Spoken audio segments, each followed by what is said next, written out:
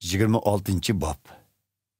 Hazreti İsa bu so'zlarni qilib bo'lgandan keyin shogirdlarga: "Sizlarga ma'lumki, 2 kundan keyin bo'ladigan o'tib ketish hayotida inson o'g'li Kristga mixlanish uchun tutib beriladi", dedi. Oliy ruhaniylar va xalq oqsoqollari Qayopa ismli bosh ruhaniyning sarayida jam bo'lishdi. Ular Hazreti İsa'ni hiyla bilan tutib, ujuqtirish uchun maslahat qilishdi. Biroq ular bu ishni hech oyam kunlar qilmaydi. Bo'lmasa xalq orasida qalaymonqanchilik chiqishi mumkin, deyishdi. Hazreti İsa Beytaniya yesida ilgari mahab kesiliga giribdor bo'lgan Simonning uyida bo'lganda, uning yeniga bir ayol kirdi. U ayol oq qosh tishidan yasalgan bir qutida nihoyat qimmatlik atir elib kelgan edi. Hazreti İsa dastonda o'tirganda, u ayol atirni uning beshiga qo'ydi. Shogirdlar buni ko'rib, xafa bo'lishib: "Nemishqa bunday isrofchilik qilasiz? Bu atir jiq pulga yaratdi. U setilib, puli kambag'allarga berilsa bo'ladi", deyishdi. Shogirdlarning norozi bo'lganligini bilgan Hazreti İsa ularga: "Bu ayolni xijil qilib nima qilasizlar? U men uchun yaxshi ish qildi. Kambag'allar doim sizlarning oranglarda, lekin men oranglarda doim bo'lmayman. Bu ayol bu atirni meni dafn qilinishga tayyor qilish uchun badanimga qo'ydi. Bilib qo'yinglarki, bu xush xabar dunyoning qayrida yetkazilsa, bu ayol aslinib, uning qilgan ishi tilga elindi", dedi. Shu vaqtda Hazreti İsa'ning 12 shogirdidan Yahuda Ishqariyot ismli biri oliy ruhaniylarning oldiga berib: "İsa'ni tutib bersam, menga nima bersizlar?" dedi. Ular uningga 30 kumush tangi berdi. Yahuda shundan e'tiboran Hazreti İsa'ni tutib berish uchun fursat izlashga boshladi. Peternan heytining birinchi kuni shogirdlar Hazreti İsa'ning yeniga kelishib, "O'tib ketish heytining tomig'ini qayerda tayyorlashimizni xohlaysiz?" deb so'radi. Hazreti İsa ularga: "Yerusalimga kirib, palonchining uyiga berib uningga: Ustozimiz, vaqt soatim yaqinlab qoldi. O'tib ketish heytini shogirdlarim bilan birlikda sizlarning uyga o'tkazay deydi, deb aytinglar", dedi. Shogirdlar Hazreti İsa'ning buyrug'iga binoan o'tib ketish heytining tomig'ini shu yerda tayyorlashga kirishdi. Kashqurun Hazreti İsa 12 shogirdi bilan dasturxonda o'ltirdi. U tomoq yeyitib: "Bilib qo'yinglarki, oranglarda biraylan menga sotqinlik qiladi", dedi. Bu so'z ularni intayin qayg'uga soldi. Ular bir-birlab: "Ya Rabbim, men emasman?" deb so'rashga boshladi. "Menga sotqinlik qilg'uchi qo'lidagi nonni taxsiga men bilan birga to'girgan kishidir. İnson o'g'li muqaddas yozmalarda yozilganidek olamdan o'tadi. Lekin uningga sotqinlik qilgan kishining holiga voy. U odam tug'ilmagan bo'lsa koshki", dedi Hazreti İsa. Uningga sotqinlik qilmoqchi bo'lgan Yahuda: "Ustoz, men emasman?" deb so'radi. Hazreti İsa uningga: "Dal sen", dedi. Ular tomoq yeyishayotganda Hazreti İsa bir nonni qo'liga elib, Xudoga shukr etgandan keyin uni o'shtib turib, shogirdlarga ulashtirib berdi va: "Elinglar, yanglar, bu mening tenim", dedi. Ondan qo'lga bir jom elib, Xudoga shukr etgandan keyin uni shogirdlarga sunib: "Hammanglar buningdan ichinglar. Bu mening nurg'un odamlarning gunohlarining kechirim qilinishi uchun to'kilib, Xudoning ahdisini tuzdigan qinimdir. Shuni bilib qo'yinglarki, Xudo otamning podsholigida sizlar bilan birlikda yangicha sharobdan ichmaguncha bundaq sharobni hargiz ichmayman, dedi. Ular Madiya naqshni aytgandan keyin taloga chiqib, Zaytun teg'iga qarab ketishdi. Bu chaqda Hazreti Ayso shogirdlarga, bugun kecha hammanglar mening beshimga keldigan ishlar sabablik meni tashlab ketishsizlar. Chunki muqaddas yozmalarda Xudo qo'ychini urib o'ldiraman, podidagi qo'ylari patparoq bo'lib ketadi degan. Lekin men tirilgandan keyin Galileyaga sizlardan burun boraman, dedi. Petrus uningga, hammanglar sizni tashlab ketsinmi? Men hargiz tashlab ketmayman, dedi. Bilib qo'yg'inki, bugun kecha g'o'rash chillashdan burun sen mendan 3 qitim tanisan, dedi Hazreti Ayso. Biroq Petrus, siz bilan birga o'lishga to'g'ri kelsa-mu, sizdan tanmayman, dedi.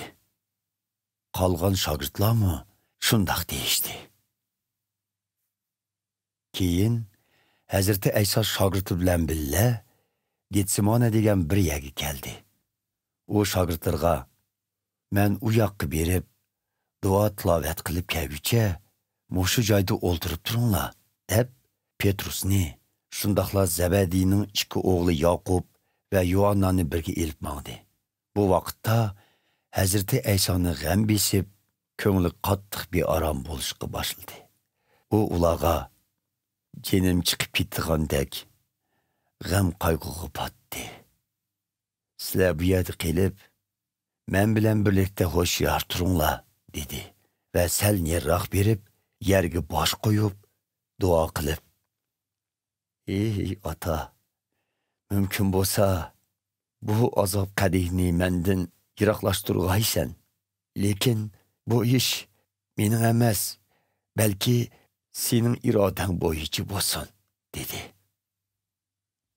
U shogirdlarining yeni qaytib kelganida ularning mugdab qolganligini ko'rib, Petrusga, men bilan birga biror soatmi ho'shyor turolmadinglarmi?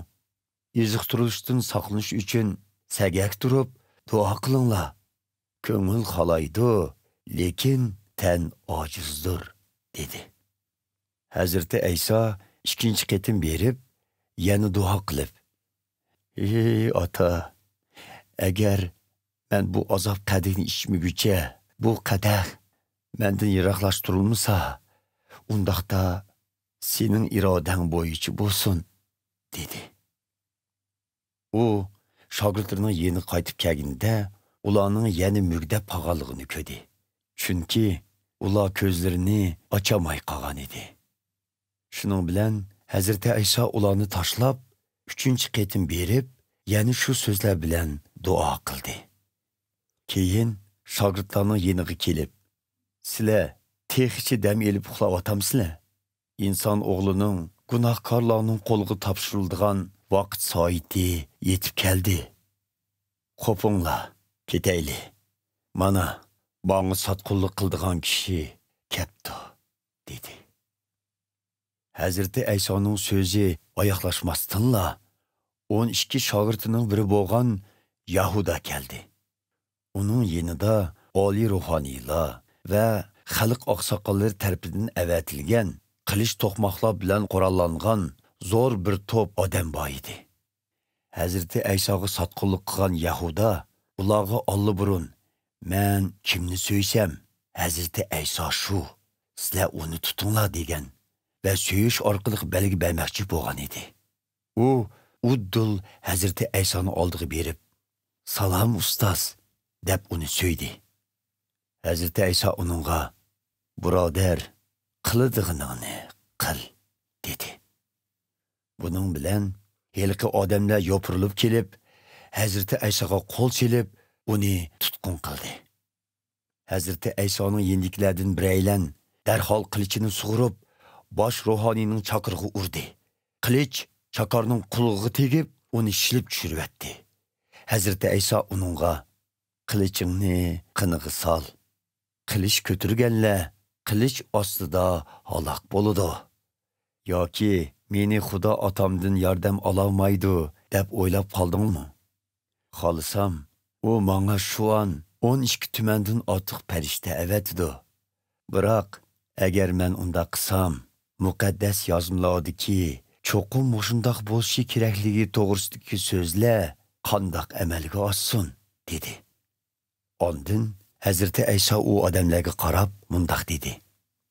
Sizlar qilich to'qmoqlarni ko'tirib, meni tutqili kapsizlar.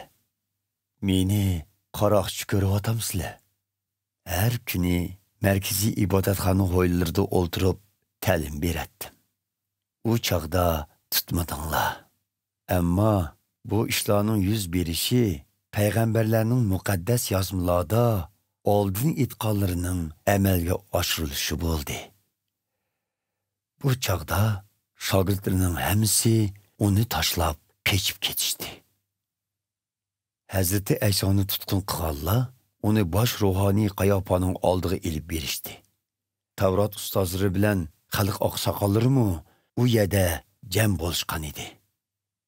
Petrus Hazrati Aysoga toki bosh ruhoniyning g'o'lisigacha yiroqdan egishib bordi va ishning natijasini ko'rish uchun ichkariga kirib, qorovullarning yanida o'ltirdi. Oliy ruhoniylar va butun oliy kengashma a'zolari Hazrati Aysoni o'lim jazosiga mahkum qilish uchun yolg'on isbot izlatdi. Bir muncha yolg'on guvohchilar o'ttirg'i chiqqan bo'lsa-mu, isbot ko'rsatib beramadi. Oxirda ikki guvohchi o'ttirg'i chiqib, bu odam men Xudoning ibodatxonasini buzib tashlab, 3 kun ichida qayta yasab chiqa olayman degan, dedi. Bosh ruhoniy o'rnidan turib, Hazrati Aysoga: "Qani, javob bermamsan? Bularning sening ustundan bergan guvohlarga nima deysan?" dedi. Lekin Hazrati Ayso lom jim demedi. Bosh ruhoniy uningga: "Mengu hayot Xudo oldida qasam qilishingni buyurayman. Aytqin, Xudoning o'g'li, qutqizg'uchi Masih senmi?" dedi. Hazrati Ayso mundoq javob qaytardi: "Sizning deganingizdek. Lekin shuni bilib qo'yingki, buningdan keyin sizlar inson o'g'lining qodir Xudoning o'ng yonida o'tirdiganligini va ko'kdagi bulutlar ustida keladiganligini ko'rsizlar." Bu so'zni anglagan bosh ruhoniy to'nlarini yirtib tashlab, "U Xudoga kufrlik qildi. Endi boshqa hech qanday guvohchining hojati qolmadi. Sizlar uning kufrliklarini angladinglar. Endi buningga nima deysizlar?" dedi. "O'lim jazosiga tegishlik" deb javob qaytarishdi ular. Buning bilan ular Hazrati Aysoning yuziga tukirib, uningga mush otdi. Ba'zilari uni qachatlab: "Ey Masih, payg'ambar bo'lsang, aytib boqina, seni kim urdi?" deyishdi. Petrus tashqiridagi hovlida o'tiradi. Bir dedak uning yeniga kelib: "Sen Galiliyalik Ayso bilan bir eding-ku", dedi. "Sening nima deyotganingni tushunmadim", deb inkor qildi Petrus hammaylarning oldida. Ondan Petrus darvozaning oldiga chiqdi. Uni ko'rgan yana bir dedak u yerda turganlarga: "Bu odam Nosiralik Aysoning sherigi edi", dedi. Petrus qasam qilib: "Men u odamni tanimayman", deb yana inkor qildi. U yerda turganlar birozdan keyin Petrusning yeniga kelib: "Shubhisizki, sen Aysoning sheriklarining biri. Talaffuzingdan mana men deb chiqib turdi", deyishdi. Petrus qasam qilib: "U odamni tanimayman. Bo'lmasa meni Xudo ursin", dedi. Dal shu chaqda g'o'raz chilladi. Petrus Hazrati Aysoning g'o'raz chillashdan burun "Sen mendan 3 qatim tanisan" degan so'zni esiga ilib, tashqariga chiqib, qattiq yig'lab ketdi.